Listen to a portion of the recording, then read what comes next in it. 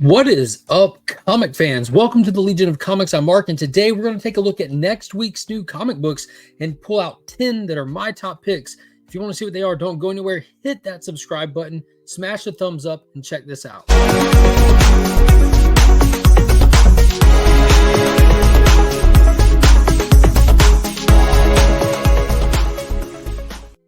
Huge shout out to the homies at Big Time Collectibles and my homie over on Instagram, Justin. If you need anything cleaned or pressed, hit him up. The links to Big Time, Justin are all in the description below, as well to my local comic shop, ABX Comics and Games. Be sure to check them out if you're ever in the area. Join their Facebook group. It's definitely something to consider. So we're looking at September 5th and 6th of next week, those 2 days specifically, because new comics release on 2 separate days now, with Lunar dropping on Tuesdays and everything else dropping on Wednesdays. So these are the top 10 books that I picked out that I'm excited about for this coming week's new comic book day. Your list could be different than mine, so sound off in the comments. Let me know what you're looking forward to, and if there's anything that I missed on this list that you think I definitely should pick up. So we're going to kick it off with the brand new Batman under the Dawn of DC banner. Night Terrors is over and things are getting back to normal, or are they? With the new Batman title, we're diving into the Gotham War with Batman and Catwoman colliding. And in this issue, it says that Batman is back in Gotham and he's full of rage. Can anybody stop him? So it looks like there's going to be a little twist on this. I was thinking it was just going to be Batman coming back, licking his wounds from that multiversal adventure he was on, and just not really liking what Selina Kyle had been up to, kind of tightening down on the city. But it looks like Batman might need to be getting the reins pulled back on him a little bit, which actually has me a little bit more interested than I was at the beginning of this before it actually got here. So I'm excited to see what Chip Zdarsky is going to do with this.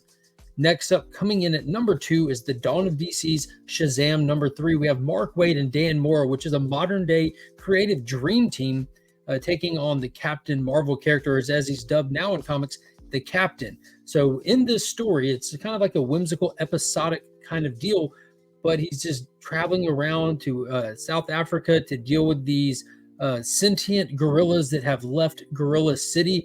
That's going to be like the just a little one-off kind of story in this, but there's really a bigger story happening inside of the pages of this. It seems like the gods that he sources his power from are not happy with him and they want their powers back. We saw the first little glimpse of them doing that when they kind of spoke through him and took over his body for a brief second on the news camera and pretty much wrecked his image with the public. So that's more what I'm interested in seeing than the ship is bananas storyline. But I'm sure it's going to be fun. That's how they're really separating the Captain from Superman, is kind of making it more of like the sci-fi monsters and kind of outrageous kind of stories, which definitely I think is going to work for this character.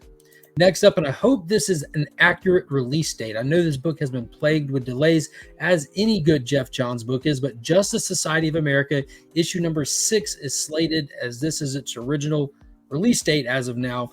And this one, I cannot be more excited. We saw the first 5 issues give us the whole wrap up of the time traveling villain that was trying to assassinate the Justice Society across all times. Well, they stopped him, but they also brought in the lost children from the Stargirl miniseries, most notably Judy Garrett, Jay Garrett's long lost daughter that he has never met. Why he hasn't met her, where she's been, and all that. I'm looking forward to getting those answers, as well as seeing we have the new Hour Man brought back in. We have Stargirl bringing all these characters over. And this is where this series is going to start leaning into and tying in with the Dawn of DC stuff. So it won't just necessarily be telling the story off to the side on its own. We're going to fold it all in and get the JSA back in here proper. So I'm definitely excited to see what happens in this.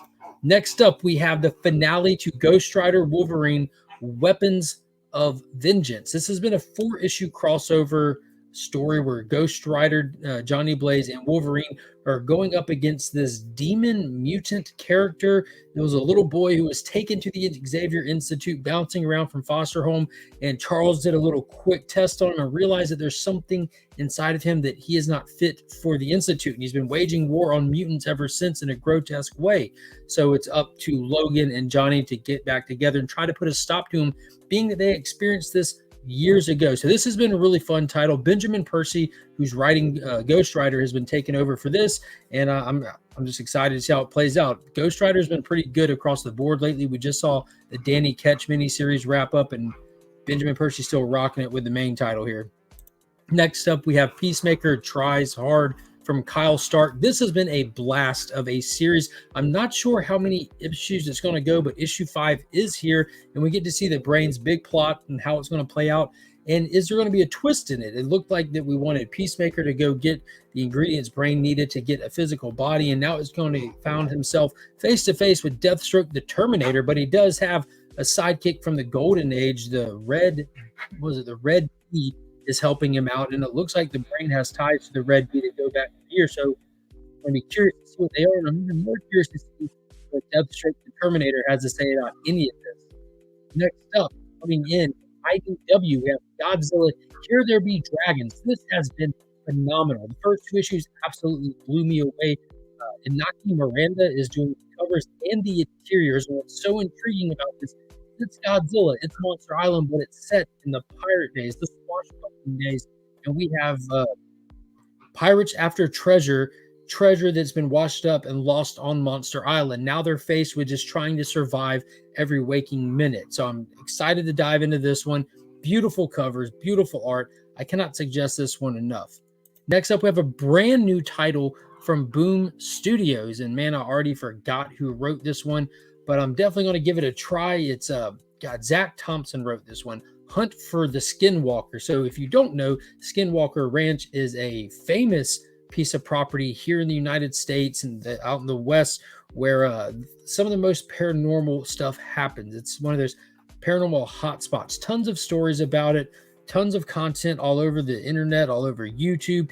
There are shows on Netflix about it, documentaries, mockumentaries, low budget horror movies, all kinds of stuff. And what this book is going to do is take an account from 2005 of a ranch family that lived there and their experience there and put it into comic book form. So I'm all in for this. I love the paranormal stuff. I love the mystery stuff like that. So I think that this one will definitely be an interesting read. I'm hoping it's going to be solid and I can keep it on the pull list because it makes me think of Department of Truth, which I have been missing dearly. Next up, we are going back into Ron Lynn and Ron Mars's Silver Surfer era from the 90s with Silver Surfer Rebirth 2nd volume Legacy. So this was a 5-issue miniseries that they did, one of the Marvel retro titles, which are always a blast, and we're going to revisit it with Legacy.